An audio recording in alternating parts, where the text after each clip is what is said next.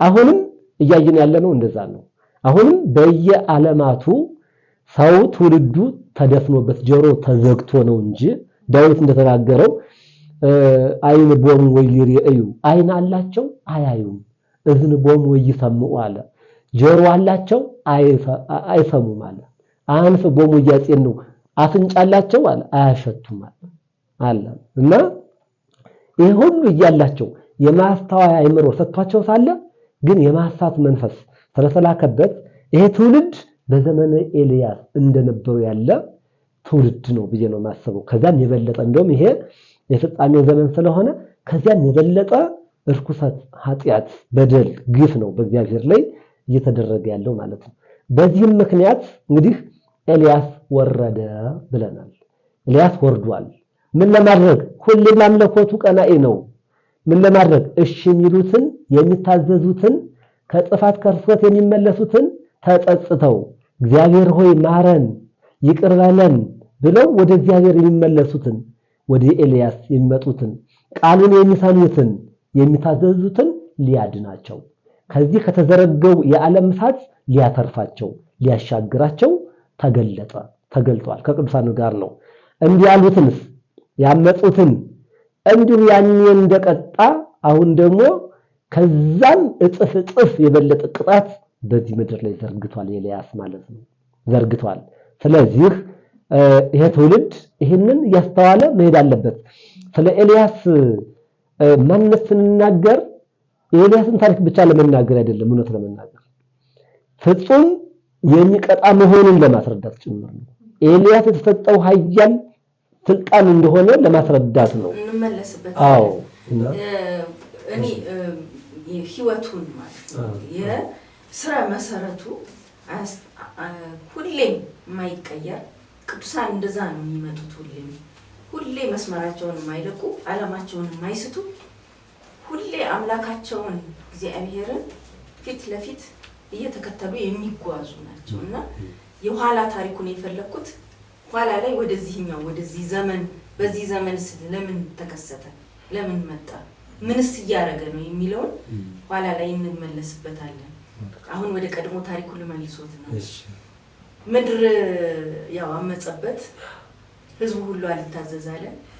እንዳውም ትዝ ይለኛል ድርሳኑ ላይ ላይናቸው እንኳን አይናቸው ደስ እንዳይለው ውበት አይቶ ደስ እንዳይለው አበቦቹን ሁሉ ከምድር እንዳጠፋ እንዳደረቃቸው መላእክት ሁሉ የወረዱ የደመና የዝናብ መላእክት ይለምኑት እንደነበርና በጣም ደስ በሚል ሁኔታ የተጻፈልና መልሼ ይዛጋል መልሶትና ምድር ለመነችው አሉ። በጣም አድርጋ ለመነችው።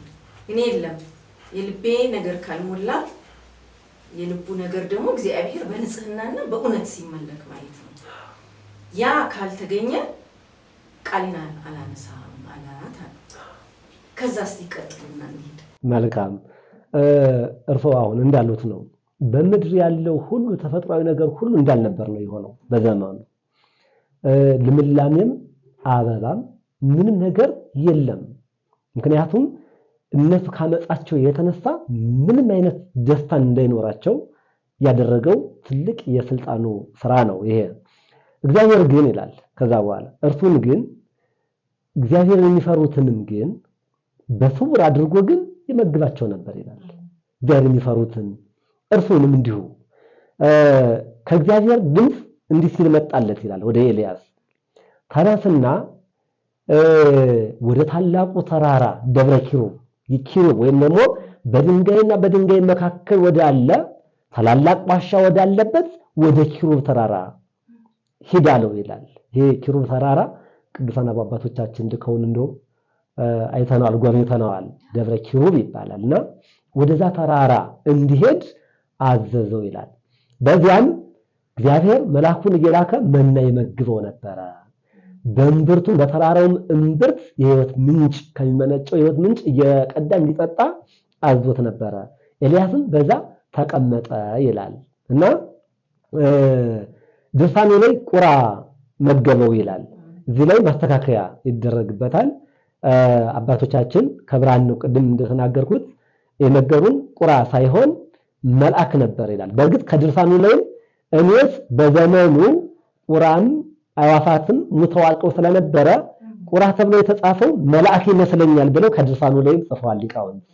በእርግጥም መልአክ ነው ሲመግበው የነበረ፣ ለመልአኩ ነበረ መና የተላከለት ሲመገብ የነበረው ማለት ነው።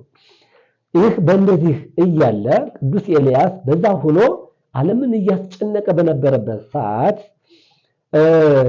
በጣም እጅግ ከመቅሰፍቱ ብዛት የተነሳ አክዓብ እና ኤልዛቤል በጣም እጅግ ተቆጡ ይላል፣ ተበሳጩ ይላል። እና ኤልያስን መፈለግ ጀመሩ።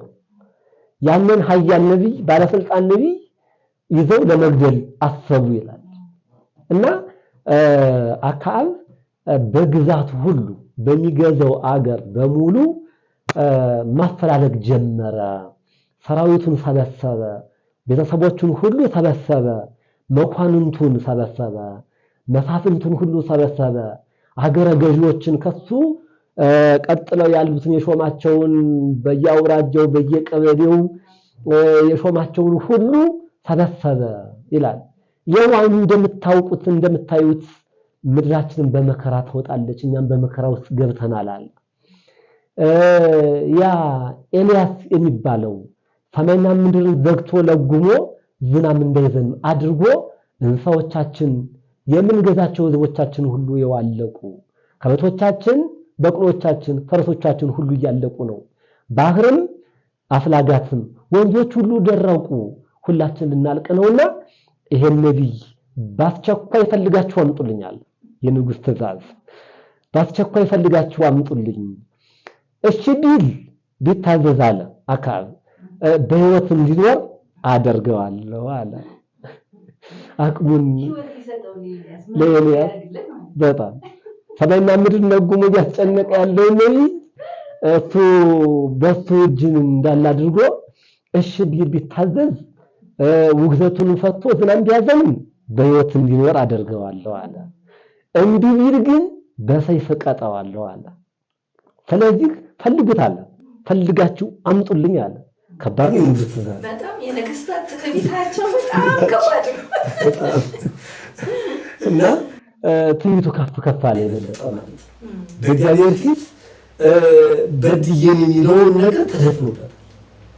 እግዚአብሔርን በድዬ ነው፣ እግዚአብሔርን አሳዝኜ ነው፣ እግዚአብሔርን ትቼ ለጣዖት አምልኮ ስለሰገድኩ ነው ከዚህ የምመለስ ወገኖች ማለት ሲገባው እንደነው የህዝቦች የነነዌ ንጉሥ እግዚአብሔር ጾም ያከብሩት እናታችን የነነዌ ህዝቦች ያደረጉት ነገር ግልጽ ነው። ያ መዓት ሊመጣባቸው እንደሆነ ነብዩ ዮናስ ነገራችን ዮናስ ኤልያስ እንመጣበታለን። ኤልያስ ከሙት ያስነሳው የሰራጵታዋ መበለት ልጅ ነው ዮናስ ማለት እና እሱ ተልኮ በነገራቸው ጊዜ ንጉሱ ማቁን ለብሶ ነው የሚለው ከዙፋኑ ዝቅ ብሎ ወርዶ ማቅ ለብሶ አመድ ነስንሶ ከዛሬ ጀምሮ አለ ከዛሬ ጀምሮ ከልሂቅ እስከ ደቂቅ ከትልቅ እስከ ትንሽ የሚያጠባ ሕፃን ቢሆናል ማንም የማን በሶስት ቀን ማንም እህል እንዳይቀምሳል። ከብቶችም ከሳር ተከለከሉ። ሁሉም ተንበርክኮ ወደ እግዚአብሔር ይለምን ሳንጠፋ አለ ማለት ያ መዓት ተመልሶለታል አልተመለሰለትም? አነሳለት፣ እግዚአብሔር አነሳለት። እና እንደዛ ንጉስ መሆን ሲገባው ለነገሩ ነነዌ ህዝቦች ከዛ ካካብ በኋላ ነው እንደዛ መሆን ሲገባው ወይም ከሱ በፊት የነበሩ ነገስታት ብዙ የእግዚአብሔር ልጆች አሉ እግዚአብሔር ሲገስጻቸው ተሎ የሚመለሱ ማለት ነው። እና እንደዛ መሆን ሲገባው እሱ ግን ከትዕቢት ላይ ትዕቢት ከአመፅ ላይ አመፅ ጨመረ ይላል። እና ምን አለ ኤልያስን ፈልጎ የሚያመጣልኝ ቢኖር ይላል እኔ የሺህ አለቃ አድርጌ ሾመዋለሁ አለ። ሹመት ሁሉ ጭምር ከሹመት ላይ ሹመት እንደሚጨምርላቸው ቃል ገባላቸው ማለት ነው። እንዲሁም ሸሽጎ ደብቆ የተገኘ ሰው ቢኖር አለ ኤልያስን የተደበቀ መስሎት ማለት ነው። ፈርቶ የተደበቀ ነው የመሰለው። ግን ኤልያስ ግን ፈርቶ የተደበቀ ሳይሆን እርሱ በፊቱ ኮት ሲገስጸው ነበር።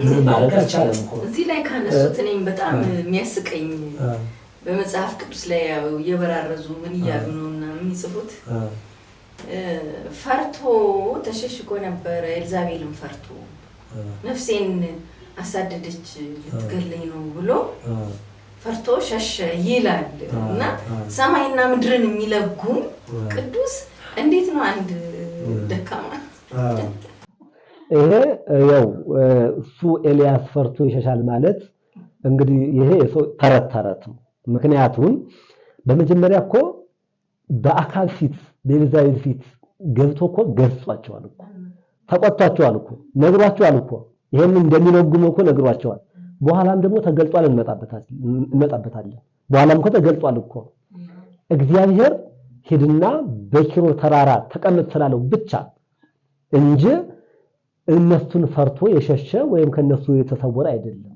እግዚአብሔር ስለፈቀደና ስለወደደ ብቻ ተነስተህ በኪሩብ ተራራ ተቀመጥ አለው እንጂ ይላል እዚህ ድርሳኑ ላይ ይላል ኤልያስስ ይላል ሞትን ፈርቶ የሸሸ አይደለም ይላል እዚህ ድርሳኑ ላይ ተቀምጧል ማለት ነው እንደውም እንደ አባቶቹ እንደ ነቢያት እንደውም መሞት ይፈልግ ነበር ይላል እንደውም ግልጽ ይናገራል ማለት ነው እንደውም ቢፈቅድለት እግዚአብሔር ላካ ቢፈቅድለት በሰይፍ እንደውም ታርዶ ክብር አግኝቶ እንደ አባቶቹ መሆን ይፈልግ ነበር እንደውም እንኳን ሊፈራ ይላል ግን ይሄ ስልጣን ለአካብ አልተሰጠው ምክንያቱም ይሄ እሳታዊ ነብይ ለዘላለም በህያውነት እንዲቀመጥ እግዚአብሔር ኃይሉን አጎናጽፎታልና ይላልና አካብ